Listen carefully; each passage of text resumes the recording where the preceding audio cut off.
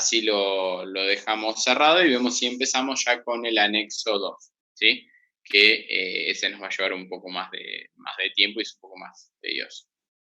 En el ejercicio 2, ustedes tenían que clasificar las empresas en comerciales, industriales o prestación de servicios. Lo que vamos a hacer es, las voy a ir nombrando, voy a ir diciendo lo que es, ¿sí? Y luego ustedes, si tienen alguna duda respecto a alguno de los puntos, por más que ustedes lo hayan entregado, el trabajo práctico 3, y hayan puesto otra respuesta, no hay problema. Planteamos el interrogante acá y la idea es que ya les quede claro. Clasificar las empresas en comerciales, industriales o de prestaciones de servicios. Pinturería. Una pinturería, ¿sí?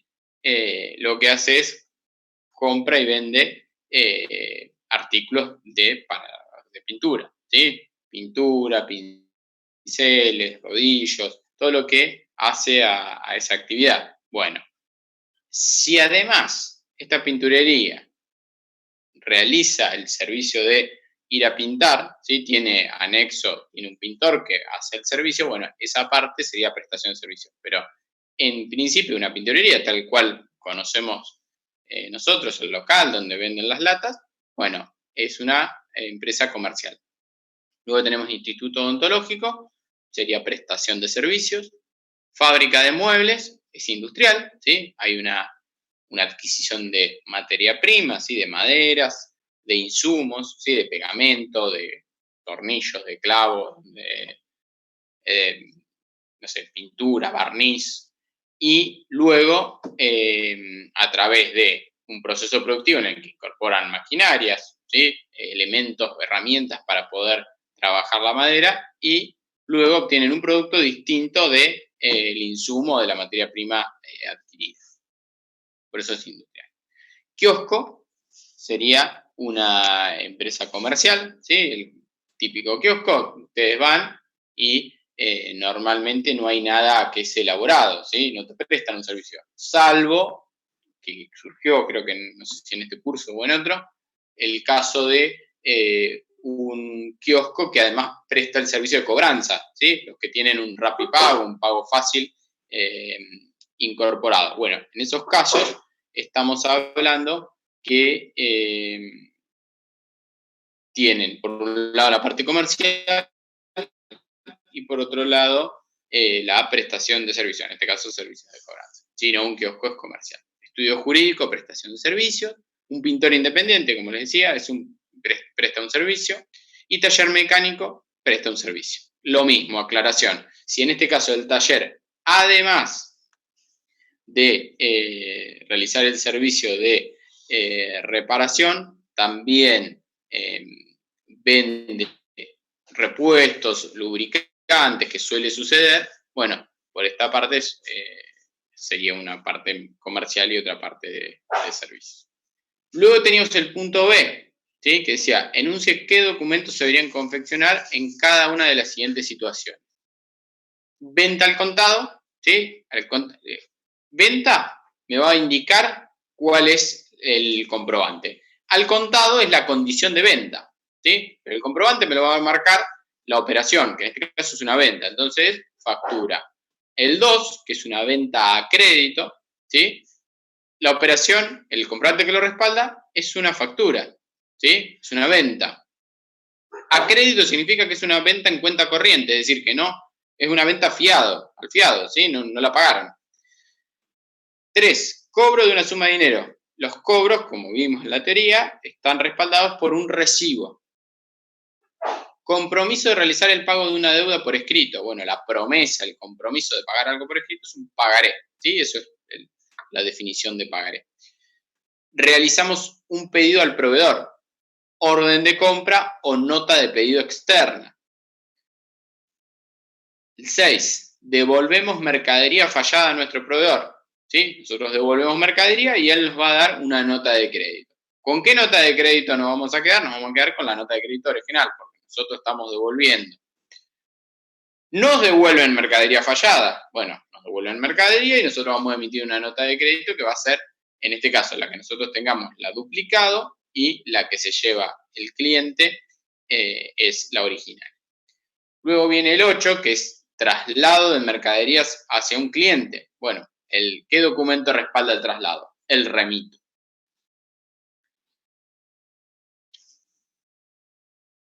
A ver, acá.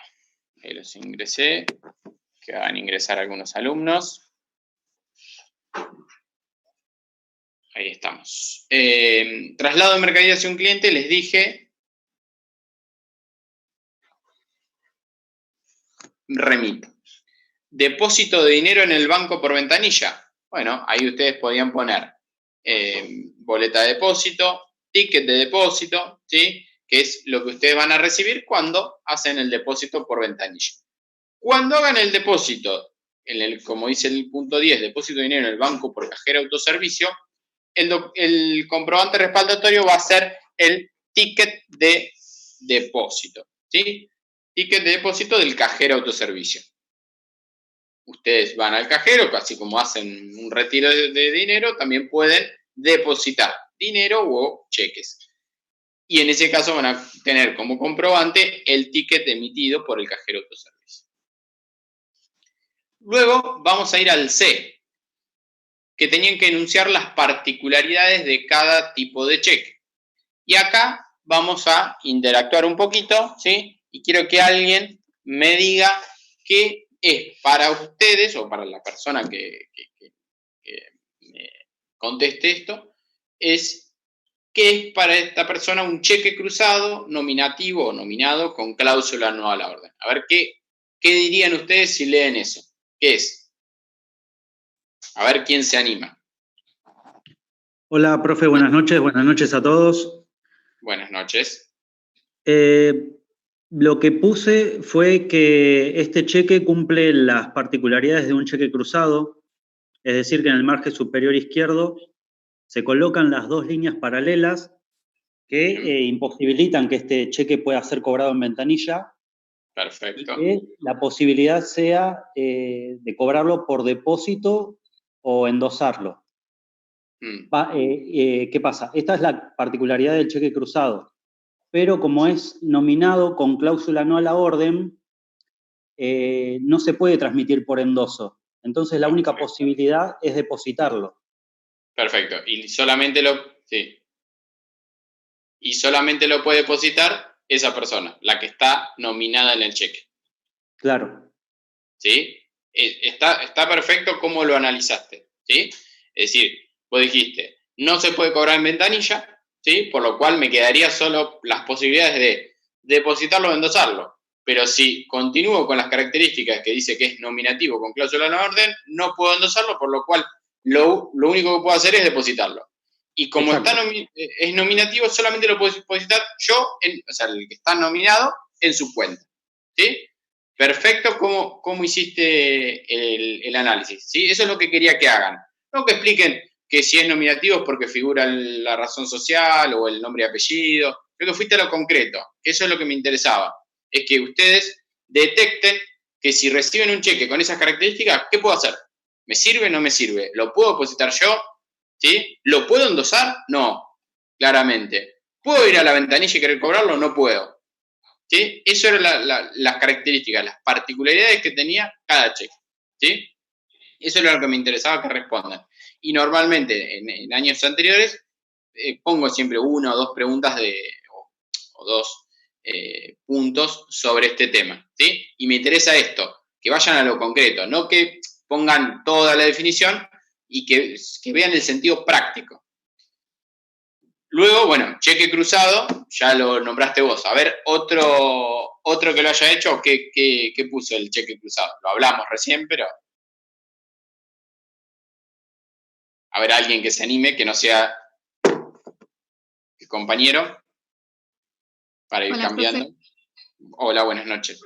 Buenas noches. Cheque cruzado, sí. En el margen superior izquierdo del cheque se colocarán dos líneas paralelas para provocar la imposibilidad de que pueda ser cobrado en ventanilla. La única posibilidad es depositarlo o endosarlo. Bien, perfecto. La parte, sí, teórica, que es lo que vimos recién, está perfecto. No, en este no había mucho más para decir. Vamos a quedarte con el micrófono. Decite el otro, cheque cruzado de pago diferido. ¿Qué pasa en este caso? A ver, ¿qué le agregarías? Es igual al otro, pero dice de pago diferido. ¿Qué habría que agregarle? Resalté que la única posibilidad es depositarlo o endosarlo, no se puede cobrar en ventanilla. Que posee 2 fechas. Y posee 2 fechas, ¿no? En este caso tenemos una fecha que es la que me marca a partir de cuándo lo puedo ir a cobrar, ¿sí? Y que si es diferido no va a ser coincidente con la fecha de emisión. Es decir, yo no puedo tener un cheque que está emitido hoy, 2 de julio, y la fecha a la cual se difiere el cobro es el 2 de julio. No puedo decir fecha de emisión 2 de julio y fecha de diferimiento 2 de julio. Como mínimo, tienen que tener 24 horas. Es decir, como mínimo, si yo lo emito hoy, 2 de julio, la fecha de diferimiento tiene que ser del 3 de julio en adelante.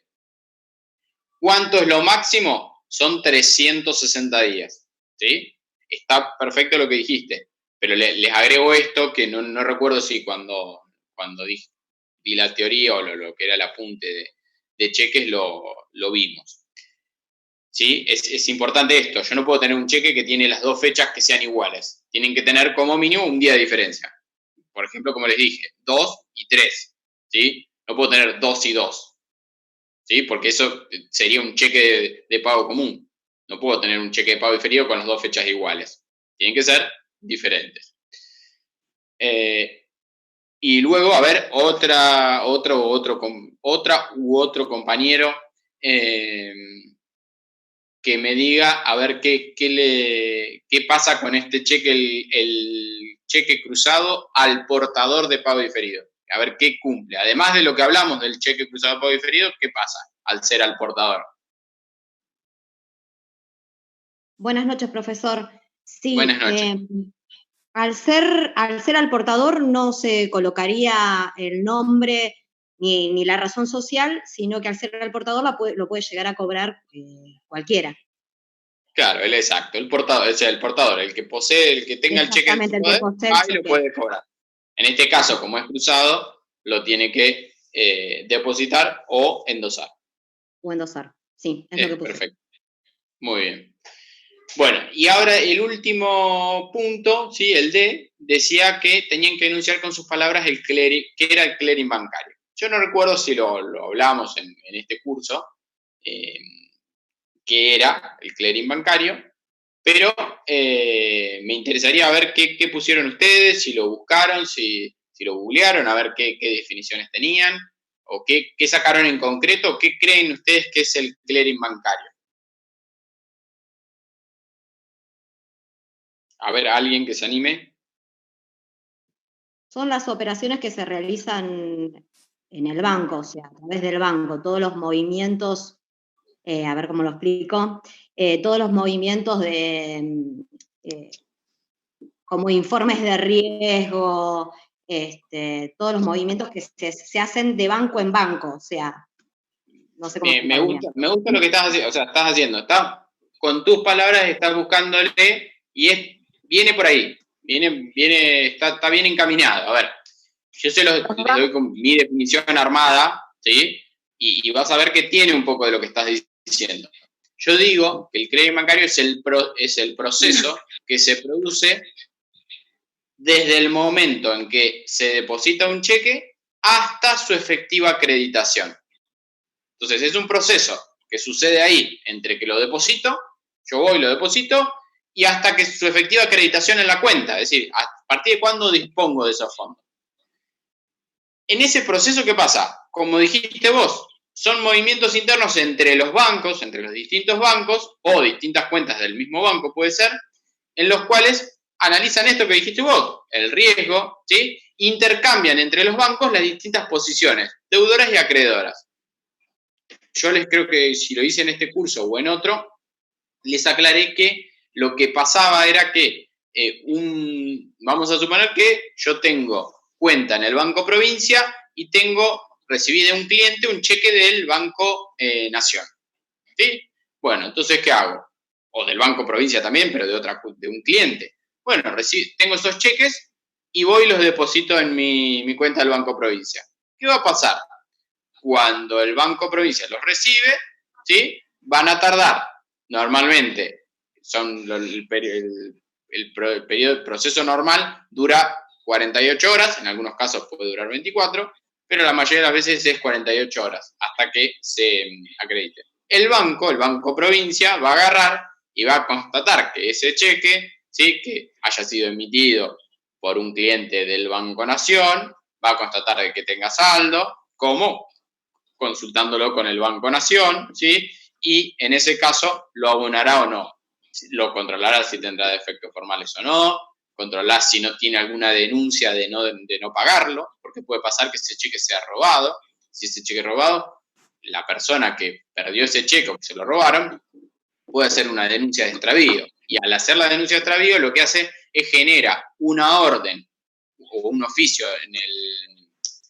que emite el Banco Central de una orden de no pagar. Entonces, todos los bancos reciben una orden de no pagar determinado cheque, ¿sí? Se hace una denuncia con el número de cheque y se genera la orden de no pagar. Bueno, eso también lo controlan en ese momento, ¿sí? Controlan que ese cheque tenga fondos, ¿sí? Pero está bien esto que pusiste, que dijiste de los movimientos internos entre los bancos, ¿sí? Y me gustó esto que hiciste vos, le buscaste tu definición al clearing bancario. Trataste de imaginarte o de buscarle con tus palabras qué es lo que pasaba, ¿sí? Está bueno que busquen definiciones y traten de armar su definición, ¿sí?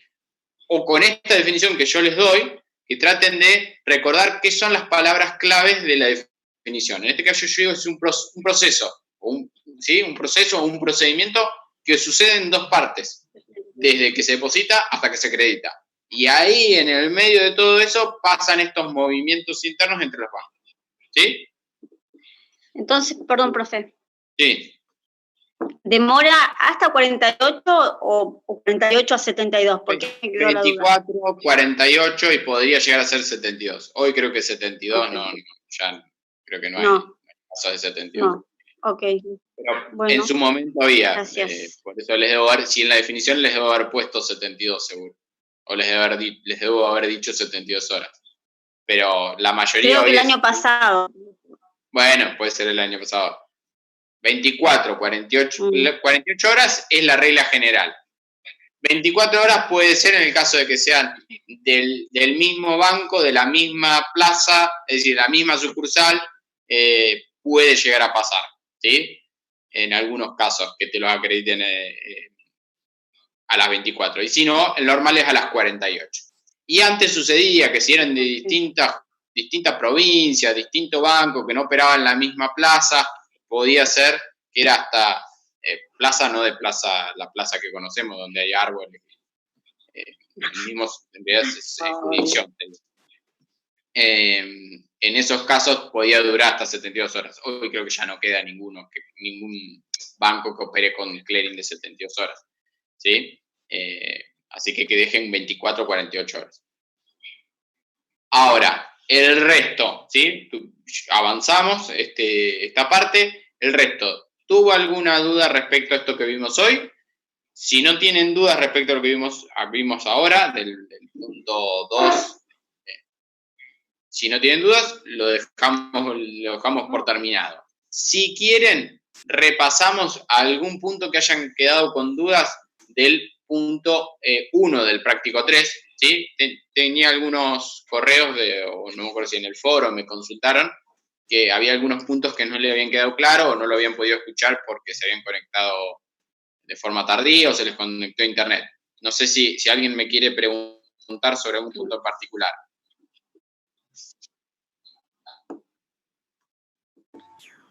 No, profe. Hola. Sí. Hola. Sí, te quería preguntar porque yo no estuve en la clase anterior si hay que hacer el libro diario completo o solamente indicar la variación del patrimonio. No. En si querías hacer el libro diario, ¿sí? Porque vos ya tenés una base contable y lo querías hacer, bienvenido sea. Tenías la posibilidad de hacerlo. Y es más fácil para el que ya tiene una base contable hacerlo, ¿sí? Hacerlo ya con el asiento. Los que no, lo que fuimos haciendo es, como hicimos en años anteriores, creo que vos ya tuviste algún año. Sí, Sí. un año. Bueno, entonces, la idea es que identifiquen el comprobante, ¿sí? E identificar qué cuenta contable utilizarían, ¿sí? Para esas operaciones. ¿Está? ¿Qué cuentas contables se utilizarían? Claro, Para el porque que ya vio asientos contables, lo que hace es hacer el asiento contable y de esa manera identifica las cuentas, ¿sí? claro, porque el enunciado dice indicar, igual que el práctico 2, también dice indicar, no lo entendí. Claro, porque no, en ningún momento, porque yo no les estoy pidiendo registrar el asiento, Claro. yo no se lo pido. Si vos lo querés hacer, lo haces. Dale. El que lo hizo, bienvenido sea, bárbaro, ¿sí? Pero yo a la persona que todavía no tiene la base necesaria de lo que es contable, no quiero exigir eso todavía, ¿sí?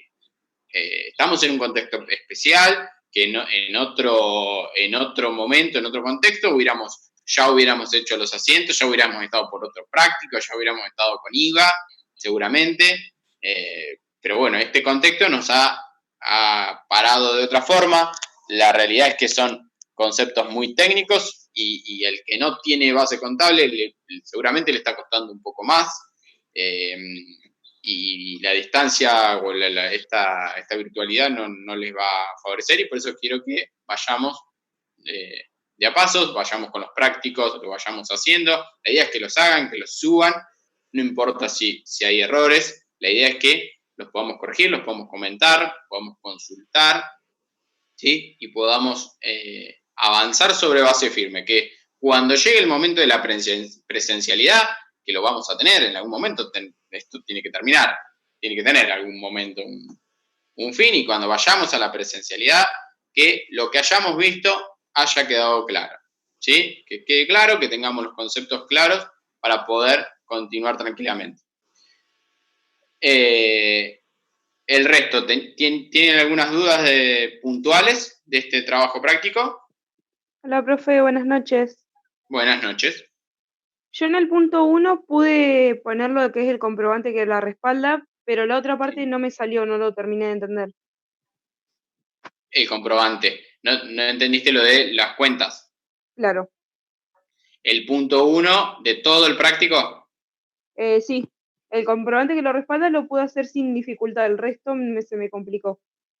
Bien, bueno, esto es así. De esto vos lo que tenías que ir identificando es identificando las cuentas contables, las cuentas que vas a utilizar en la parte contable. Ustedes tienen un plan de cuentas, seguramente lo tienen en contabilidad o en alguna otra materia. Sí. Bueno, cada cuenta, ¿sí? refleja una situación en particular. En este caso, el efectivo está representado por una cuenta que es la cuenta caja, ¿sí? Ustedes tienen una cuenta dentro del plan de cuentas que se llama caja. Entonces, cuando hay una entrega de 900 pesos en efectivo a un proveedor, ¿sí? Responsable inscripto para asegurar una compra futura de mercaderías, hay una salida de dinero, una salida de efectivo. Bueno, hay una cuenta. ¿Qué cuenta está vinculada a esta operación?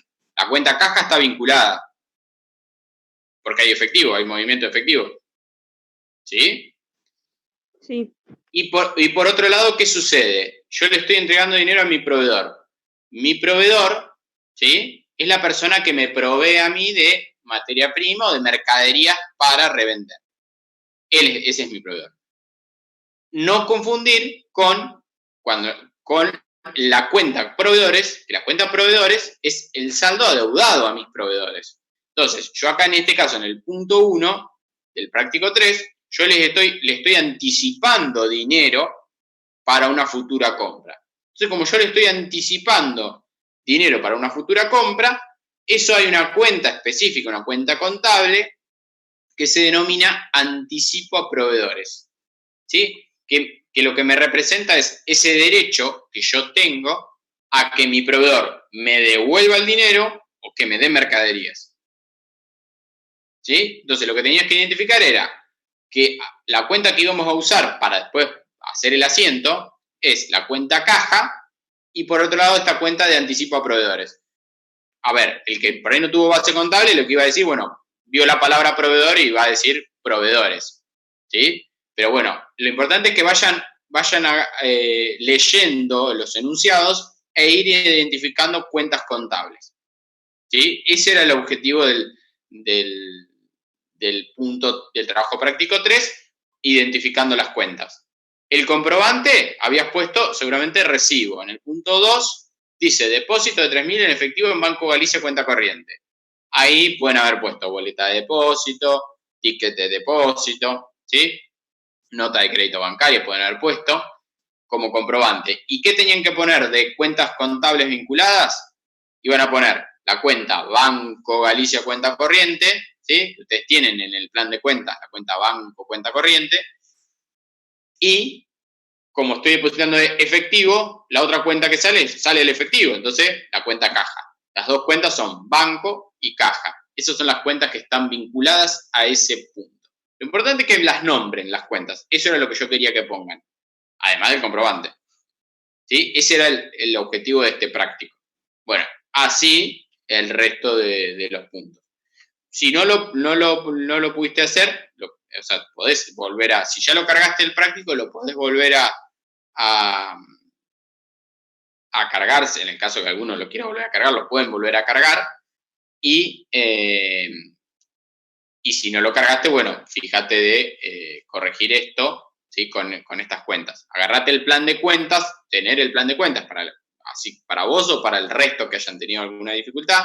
Agarran el plan de cuentas y tratan de asociar el plan de cuentas con estas operaciones, ¿sí? El que tuvo contabilidad, como preguntó recién la compañera, lo va a identificar más claramente la resolución de este práctico con la realización de los asientos. Va a hacer el asiento y lo va a ver. Para el que no tiene todavía muy firme la registración ya con asientos contables, lo ve tal vez de esta manera, identificando los conceptos. ¿Sí? Esa era mi idea con este trabajo práctico. ¿Sí? No sé si quedó claro lo que teníamos que hacer. Sí, profe, gracias. Sí. Bien. Profe, ¿le puedo ¿El hacer resto? una pregunta? Sí. Hola, Sí, buenas noches. Yo tengo una duda. Cuando es una compra de papelería o de librería, sí. eso va por caja, ¿no? Cuenta caja. Cuando compro papelería... Claro, cuando compro, no sé, o saco algunas impresiones o fotocopias. No necesariamente. O sea, Ajá, eso bien. yo les voy a indicar por qué.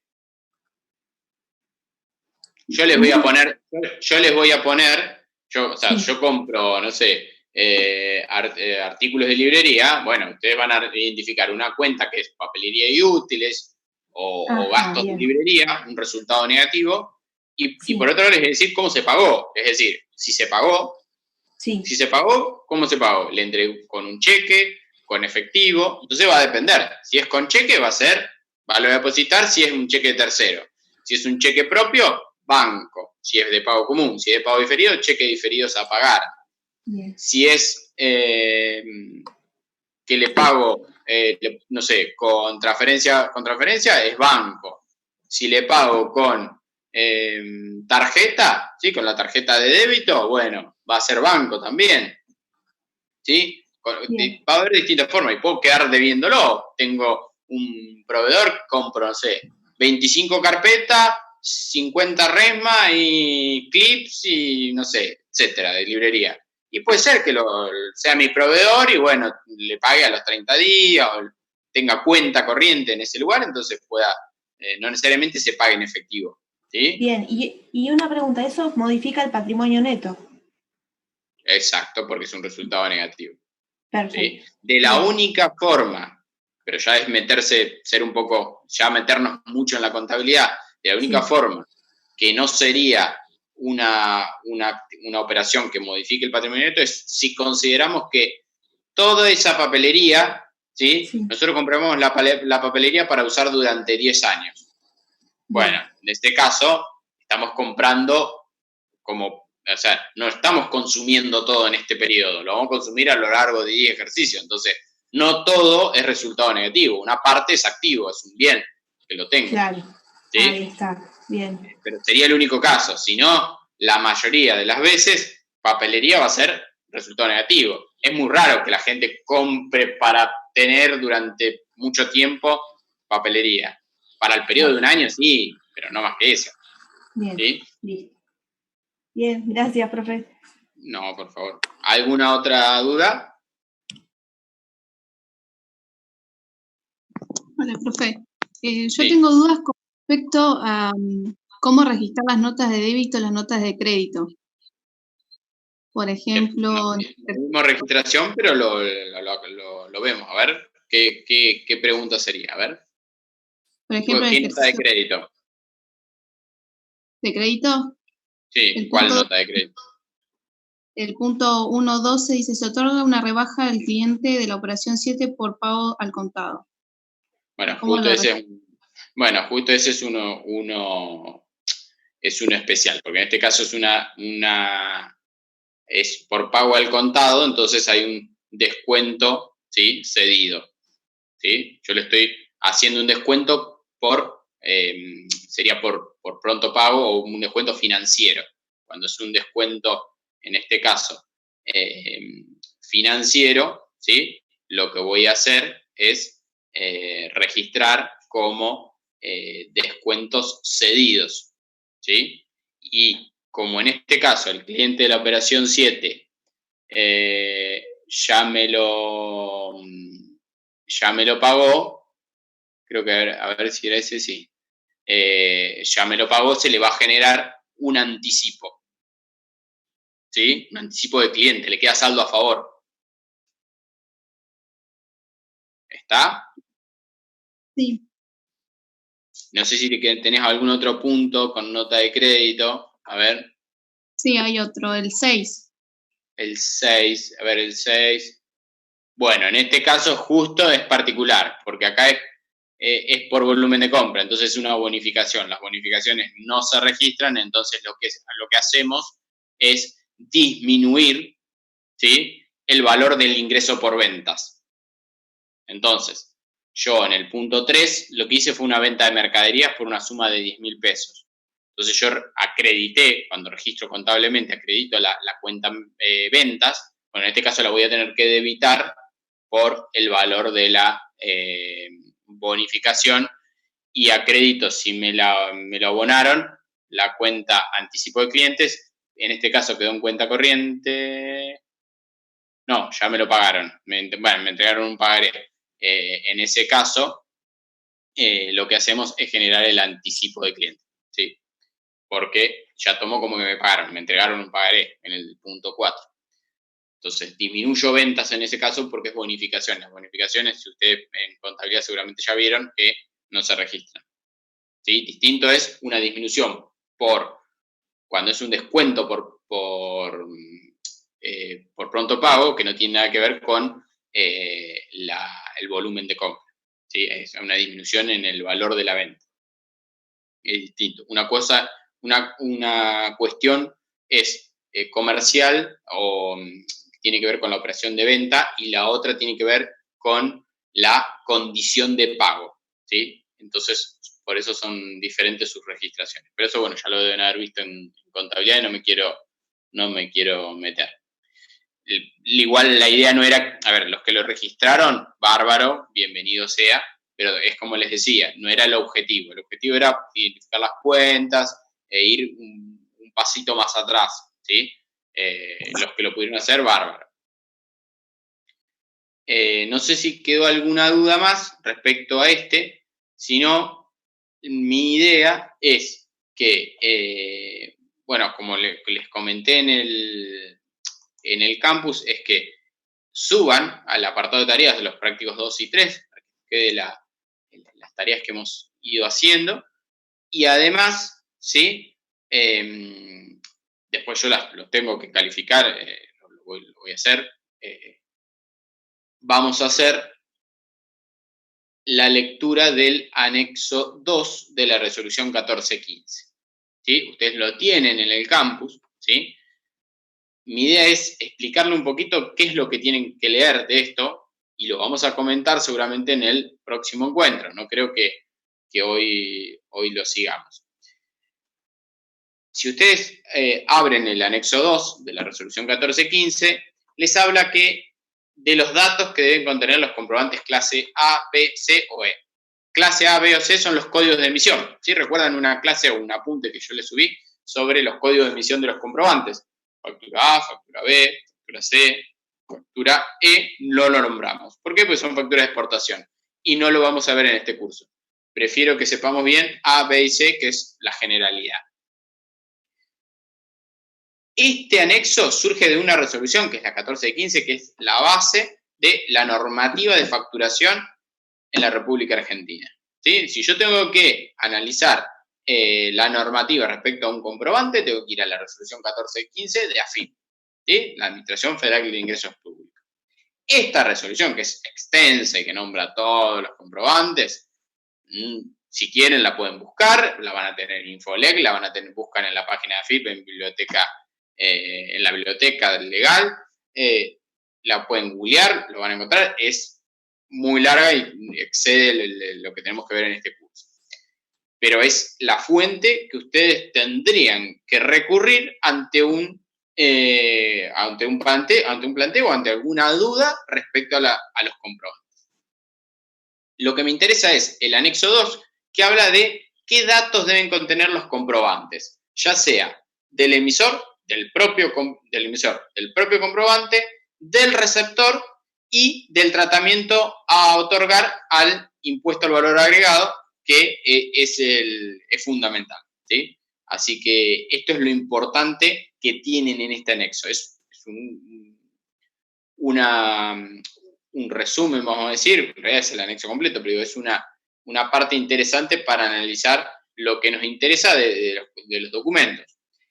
Ustedes lo que tendrían que hacer es tener a mano, cuando vayan a leer el apunte, ¿sí? Porque ahora en un ratito yo ya después tengo otro curso, así que se nos va a terminar.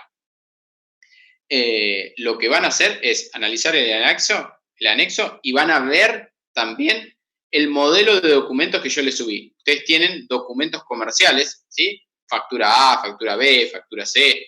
Tienen varios documentos, ¿sí? Es un PDF con varios documentos que tenemos que después, más adelante, los vamos a confeccionar. Y ustedes lo que van a ir analizando es los datos que figuran en ese comprobante y los datos que me exige AFIP a través de este anexo que debe tener. Eso es lo que tienen que ir haciendo, ¿sí? Entonces, les pido para el próximo encuentro lectura del anexo, ¿sí? Y en el próximo encuentro la idea es avanzar lo máximo que podamos comentándolo, ¿sí? Lo vamos a agarrar, lo vamos a abrir, lo vamos a ir leyendo, así como estamos haciendo con los trabajos prácticos, que vemos punto por punto. Bueno, vamos a ir leyendo, yo les voy a decir las partes que son, hay alguna parte que la podemos descartar o que no nos vamos a centrar en eso, pero la mayoría es interesante y es necesario verla, porque nos va a explicar